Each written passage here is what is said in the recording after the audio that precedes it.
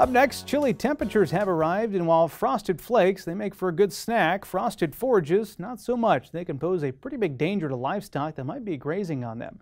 Market Journal's Bill Dodd brings us this story. The fall season is here, and so is the frost. At these temperatures, some plants and forages may begin to build up with prussic acid.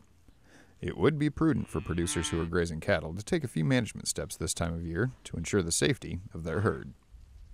Prussic acid is a cyanide compound that's formed just naturally by species in the sorghum family. So, grain sorghum, sorghum Sudan grass hybrids, forage sorghums, Sudan grass itself, and then even Johnson grass.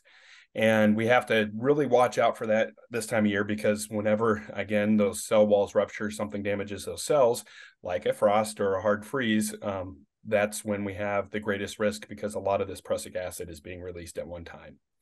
And so the safest thing that we can do when we're utilizing some of these species is A, make sure we know what we have, and then just pull animals off, for 5 to 7 days. That cyanide compound turns into a gas, it kind of dissipates off, and then after that time period, we can put animals back on. So that's the prussic acid side of things. And prussic acid only really impacts us from a grazing perspective, because, again, that gas can dissipate out. If we're harvesting for hay, or we're ensiling it, or, basically anything where we're going to be waiting a while before feeding it, we're okay, from a prussic acid standpoint. Time's kind of our friend. During these periods of intermittent frost, nitrate poisoning is another concern producers should be vigilant of. However, feeds that may contain high levels of nitrate aren't necessarily unusable, as long as proper action is taken to minimize risks. Now, nitrate is different from prussic acid in the standpoint that it's time doesn't matter. It's going to, once it's in that forage, if that plant's no longer growing, it's not going anywhere. And so we have to keep that in mind if we harvest it, or, especially for hay. Once we harvest that, it's locked in. It's not going to go anywhere.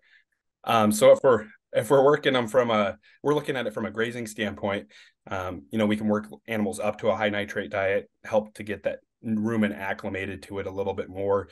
There still is a limit that we have to be aware of.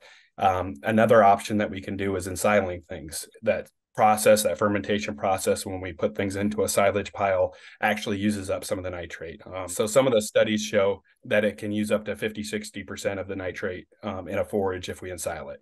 And so if we have some concerns, we think we have high nitrate. And then the final thing to remember with nitrates is, just because it's high in nitrate doesn't mean that it's not usable, because what's really important is the total nitrates in that entire diet that animal's eating. One final issue to keep a close eye on during periods of early frost is bloat. This occurs when frost damages the plant, causing cell walls within the plant to rupture and make proteins and minerals more readily available for about 2 days' time.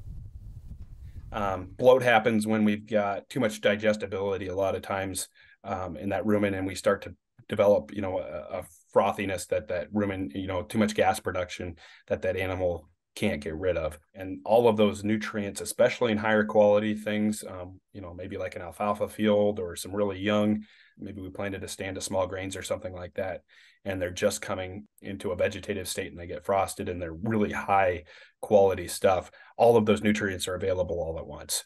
And so if those animals are ingesting them with all that moisture, and that's the other key factor, if we allow those things to wilt, we don't have as much moisture. That decreases the digestibility a little bit, slows that rate of passage, and so we can be okay. But if they're just frosted, they're really fresh, they're really green, all of those nutrients are available, then we run into issues. The rumen can't handle that, and we can run into some bloat issues too.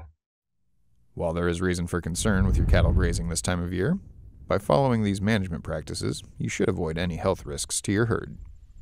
Reporting for Market Journal, I'm Bill Dodd.